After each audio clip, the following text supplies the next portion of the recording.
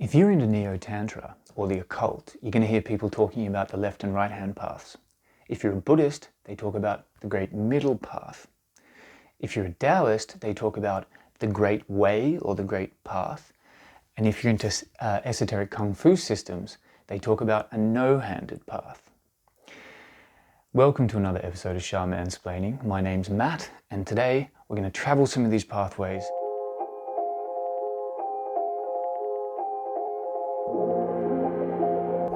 So, starting at the start, people mainly talk about the left and the right hand paths. There's a little bit of confusion around what left and right means amongst the different groups or traditions, but essentially, these terms were taken from Tantra, ancient Buddhist and Hindu esotericism, and then they were innovated upon and changed a little bit.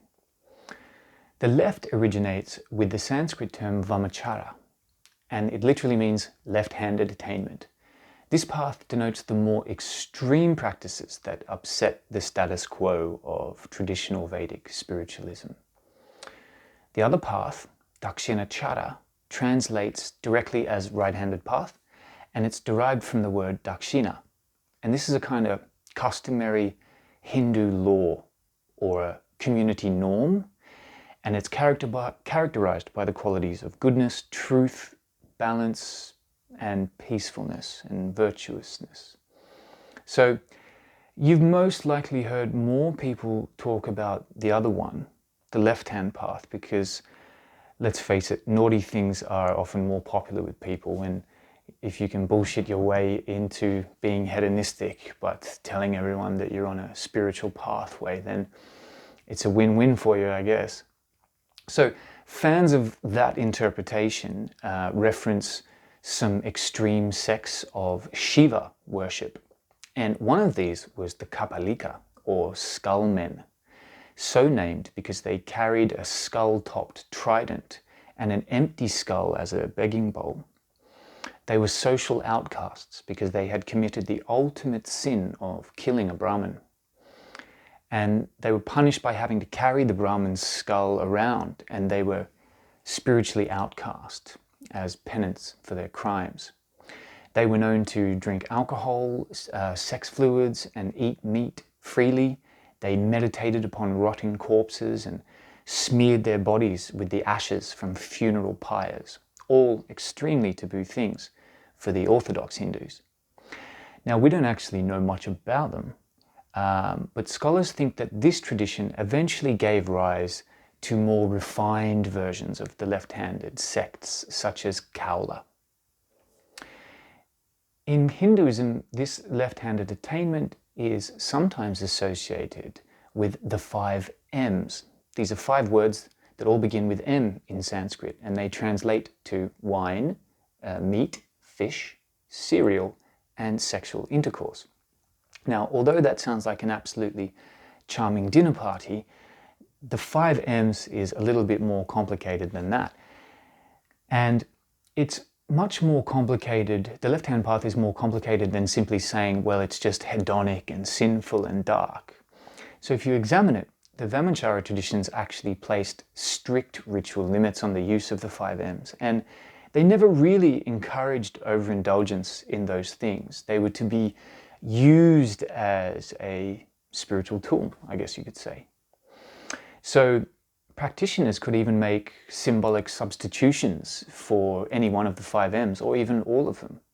And the appeal here is that right-handers could engage in these tantric or left-hand practices without actually partaking in any one of the substances or sex, for example. And it's rumored that numerous Orthodox saints actually engaged in this practice. Further to this, the 5 M's can be interpreted in very crude base terms, or they could be interpreted in very refined, esoteric or occult terms. So for example, one of the 5 M's, Mathuna, is in simply the act of sex.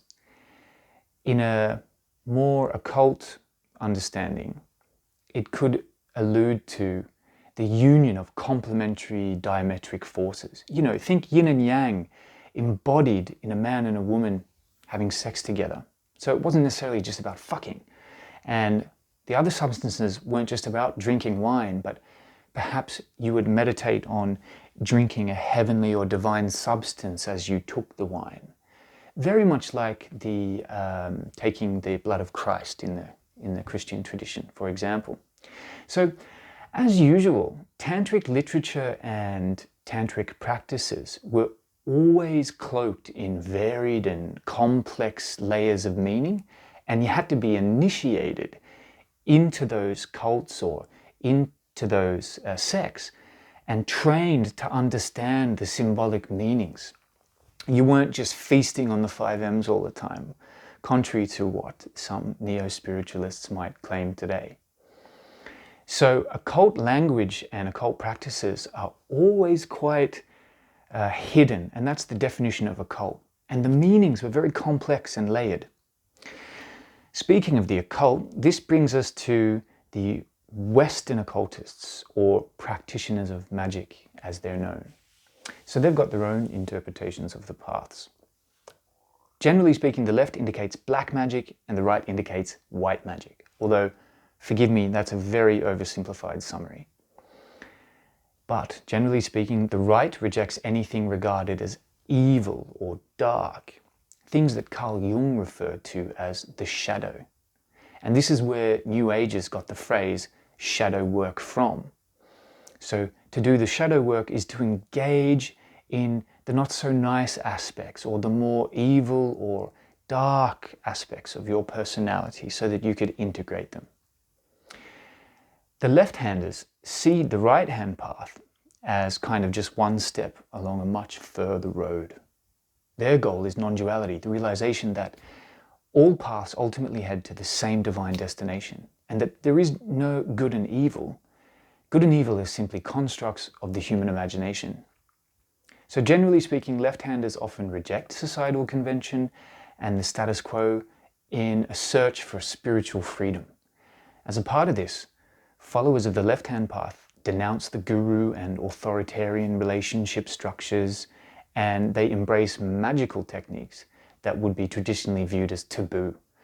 For instance, using sex magic or embracing satanic imagery, for example.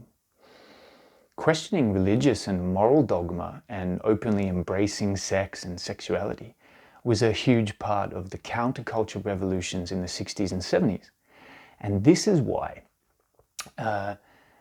it was later, these ideas were folded into society at that time and folded into the Western cult of sacred sex, which has now become known as Neo-Tantra. So there you have a basic rundown of where these concepts came from and how they came to the West.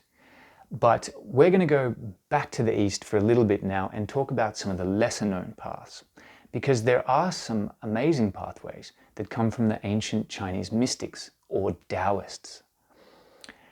Now the Taoist left-hand path is the most safest, the most recommended, and it's referred to as dual cultivation, the practice of using sex with a partner as a meditative bridge to higher planes of consciousness.